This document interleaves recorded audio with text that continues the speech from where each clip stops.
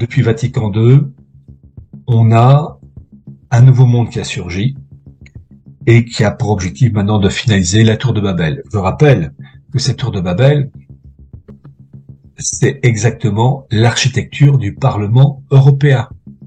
Quand on regarde l'architecture du Parlement européen, eh bien, c'est une tour qui est tronquée. Et si ils l'ont fait, c'est pas parce qu'il manquait d'argent pour terminer. Non, c'est pas ça. C'est que, par exemple, c'est une vision idéologique, philosophique et spirituelle. Et ensuite, alors, David a parlé du grand monarque. Sujet ô combien brûlant. C'est pas évident d'évoquer ce sujet-là. Surtout que, il y a Fatima en 1917, mais il y a aussi la fameuse apparition de 1846 à La Salette.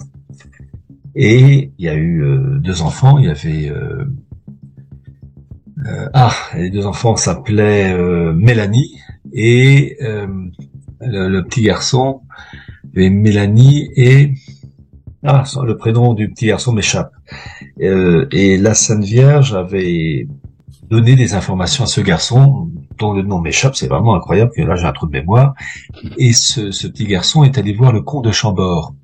Le comte de Chambord qui était le dernier représentant des Bourbons, et d'ailleurs qui n'aura pas d'enfant. Je crois que le comte de Chambord était le petit-fils ou arrière-petit-fils de Charles X. J'ai plus descendant. Et ce petit garçon dont le prénom m'échappe toujours a rendu visite au comte de Chambord, et le comte il lui a transmis certains messages, et le comte de Chambord, après le départ du petit garçon, s'est adressé à son secrétaire. Je crois qu'il s'appelait Maximin Giraud. Voilà, le petit garçon, Maximin Giraud, et Mélanie Calva pour la jeune fille. Et donc le comte de Chambord s'est adressé à son secrétaire qui s'appelait le comte de Vancey et lui a dit je sais maintenant que mon cousin Louis XVII existe. C'est le fameux enfant du temple qui officiellement est mort en 1795 à l'âge de 10 ans, mais normalement il y a peut-être une chance qu'il y ait une descendance, qu'il soit pas mort. Et donc, là, je ne fais que rapporter des propos sur un sujet qui est délicat. Donc, le comte de Chambord a laissé entendre que son cousin Louis XVII et sa descendance existaient, et il a ajouté, donc je sais que je ne régnerai pas, parce que dans ce cas-là, il n'était plus la branche aînée, mais la branche cadette. Alors, il y a eu ce qu'on appelle aussi des révélations d'ordre privé sur le grand monarque, mais aussi un autre personnage qui s'appelle le Saint-Pape. Parce qu'en fait, d'après ce que on voit, c'est qu'il y a un effondrement du christianisme, avec, comme je l'ai dit au cours de cet entretien, un élément clé, le clergé orthodoxe russe, qui est toujours réellement le sacerdoce est valide, car je rappelle que les probabilités sont très fortes pour que le nouveau rite d'ordination de juin 1968, le Pontificali Romani, fait sous l'égide de Vatican II, invalide le sacerdoce, c'est-à-dire que le pain et le vin, après les paroles de consécration, restent toujours du pain et du vin, ne sont pas réellement le corps et sang du Christ. Donc, comme j'ai eu l'occasion de le dire, on a cette situation paradoxale d'un monde russe qui est marqué par une marque satanique qui est la révolution bolchevique de 1917, qui ne peut être effacée que par la consécration au cœur immaculé de Marie, comme cette dernière l'a demandé, consécration qui n'a pas été faite selon les directives bien précises. Donc une Russie marquée par un esprit mauvais, une spiritualité mauvaise, mais en même temps qui renferme en son sein un clergé qui a été protégé grâce au communisme de l'influence du Pontificali Romani de 68, qui n'a pas modifié et altéré la validité du sacerdoce orthodoxe. Ce qui fait que dans les événements que l'on va connaître, il y a cette chose particulière, c'est que d'abord l'Église va se relever, mais elle va se relever avec un monde orthodoxe qui se convertira au catholicisme, parce que c'est ça en fait la finalité de la Salette et de Fatima, c'est de faire rentrer au bercail les peuples ou les pays qui se sont détachés du catholicisme depuis le XVIe siècle, et que la Russie reviendrait elle se convertira selon les propos de la Sainte Vierge, mais que en même temps, elle apportera en dot un sacerdoce toujours valide, qui permettra de réensemencer le clergé occidental qui, lui, selon le nouveau rite d'ordination 68, est mort. Je rajoute une chose, c'est que, à titre personnel, je pense que le nouveau rite d'ordination de 68, Pontificali Romani, est invalide suite aux volontés des élites mondialistes de détruire ce sacerdoce. Il n'empêche, ça sera à l'Église, après s'être débarrassé de Vatican II, et après être revenu à la tradition, d'avoir le dernier mot. Ce n'est pas à moi, simple fidèle de base, de dire, de jouer l'Église et de jouer mon protestant. Ça c'est bien, ça c'est mal. À titre personnel, je crois au caractère invalide du rite de 68. Et n'empêche que le dernier mot, ça sera pas à moi de le donner.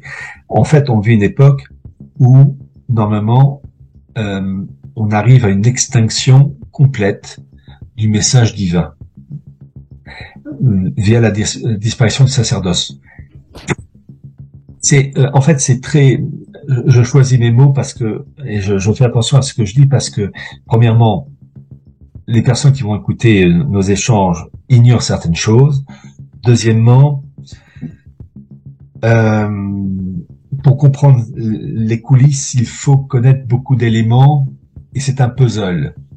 Simplement, je demande aux personnes qui nous écoutent de bien comprendre que les événements que l'on connaît reposent sur un fond de spiritualité et que un renouveau véritable se fera et que cette histoire de grand monarque ne viendra pas du monde russe, comme certains veulent le faire, en tout cas le favoriser, et que on aura une bonne surprise, et pareil pour le saint pape.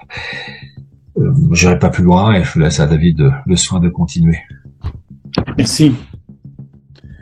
Pour soutenir qu'est-ce que tu rapportes, Pierre, j'aimerais mentionner qu'il y a une histoire très intéressante qui a été rapportée par Anand Rama Kumaraswamy.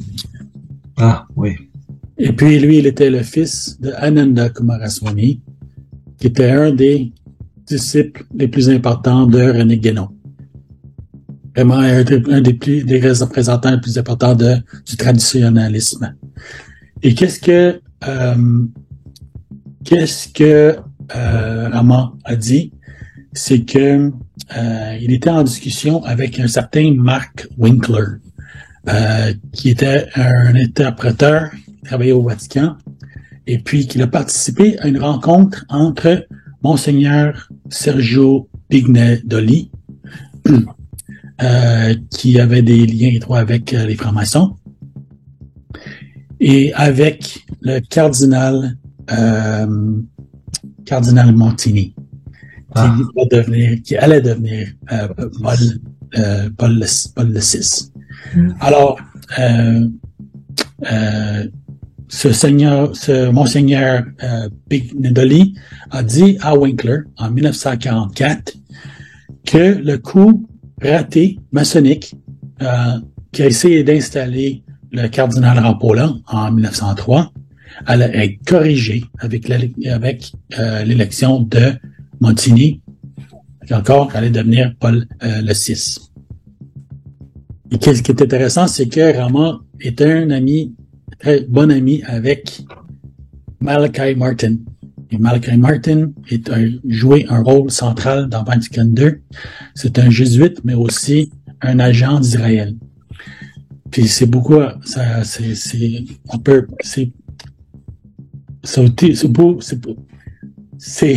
pardonnez-moi en français, pardonnez-moi. Il a été beaucoup contribué à je sais pas c'est quoi le document, Pierre, le Nostra Aetate. Exactement. Encore, qu'est-ce qui était intéressant maintenant, c'est que Rama Kumaraswamy était ami, pardonnez-moi si je prononce mal son nom, c'est Fritjof Schwung, qui était un autre disciple de Guénon qui a fondé les Mariamiyas. C'était un culte pseudo-soufi, mais vraiment un culte luciférien qui adorait la Sainte Vierge. Et puis, dans ce groupe-là, il y avait toutes sortes de personnes intéressantes. Parmi eux, encore, c'est tout un réseau qui lie la plupart des personnages importants dans le traditionnalisme. Il y a Martin Lings, il y a, je suis pas capable de me souvenir de tous les noms. Mais qui sont liés de l'influence traditionnaliste dans l'islam moderne. Et c'est de là où on arrive à le Prince Charles d'Angleterre, maintenant Charles III, et aussi Alexandre Dugin et son ami Sayyid Hossein Nasser, encore une personne très importante, aussi ami de Henry Kissinger. Quand il travaillait avant la révolution en Iran, il avait engagé Peter Lamborn Wilson, une autre personne très intéressante, un autre sataniste qui a créé en anglais the Moorish Orthodox Church. C'est un culte qui a été influencé par le discordianisme. Et c'est là qu'on voit que toutes les traditions modernes du satanisme, qui est le discordianisme, la magie du chaos et le traditionnalisme se réunit dans ce réseau-là.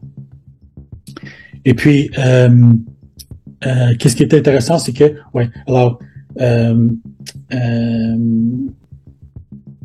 Peter Lamborn Wilson, lui aussi, il était ami avec le fondateur les deux fondateurs du discordianisme, Kerry Thornley et Robert Anton Wilson. Et puis, je pense que ça suffit pour ce bout-là parce que ça débute le réseau qui rassemble toutes ces personnes-là. Parce qu'avant l'autre réseau qui contribue à la carrière vraiment de Dugin, ça serait le Temple solaire et Gladio. Mm-hmm. Oui.